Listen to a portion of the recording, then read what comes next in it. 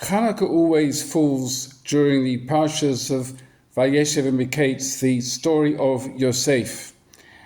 And Chazal find very, very strong connections between the two, and here is one of them. So the Midrash in Bereshis Rabbah says that one of the decrees that the Greeks made against the Jews was this: Kisvu al keren hashar she'ein lachem chelik be'elokei Yisrael. Write on the horns of Hashar, the ox, that you do not have a portion in the God of Israel. And Chazal linked this to a pasuk in V'zos HaBracha, Moshe's brachos to Klal Yisrael. So the one for Yosef, he says, B'chor shoro hadarlo, like a firstborn ox is his majesty. An ox symbolizes strength and also productivity. It was used in ancient times for plowing fields and so on. So Chazal says that this reference to Yosef is showcasing Yosef's productivity, his leadership, and he was compared to a powerful ox. He rose in greatness in Egypt while remaining faithful to Hashem. And the Greeks, of course, were into human intellect, physical beauty, physical mastery. The idea that there's a hidden God really was very foreign to them, and they could not handle that.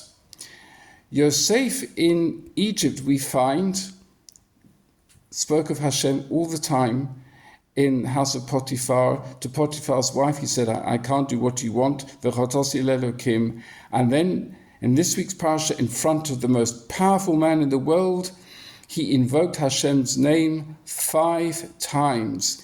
It was Yosef who stood for success in society, political power, political control, and all these things, yet remaining faithful to Hashem. But it was the Greeks who said to Am Yisrael, their generation, to the Jews of their generation, Kesru al keren hashar. Hashar is like the ox, the definite article, referring back to Yosef. This is nonsense, the way the Greeks saw it. And of course, Yosef himself epitomizes the rejection of this Greek way of life. In the words of the Netziv, he says Yosef was a paradigm of hashgacha within derech hateva. Hashgacha within the natural way, natural systems, and not outside them. And that is the strong connection, therefore, between these readings of Vayeshev and Miketz, especially, and the period of Chanuka, the Yom Tov Chanuka, with which we find ourselves. I'd like to dedicate this Devar Torah to the Kedoshim who were brutally murdered in Sydney yesterday. And as always, we say that the enemies of Am Yisrael will not prosper. Our commitment Elokei Yisrael and to our people and to our land, that commitment remains unwavering. And within that, I'd like to wish everyone Chanuka Sameach.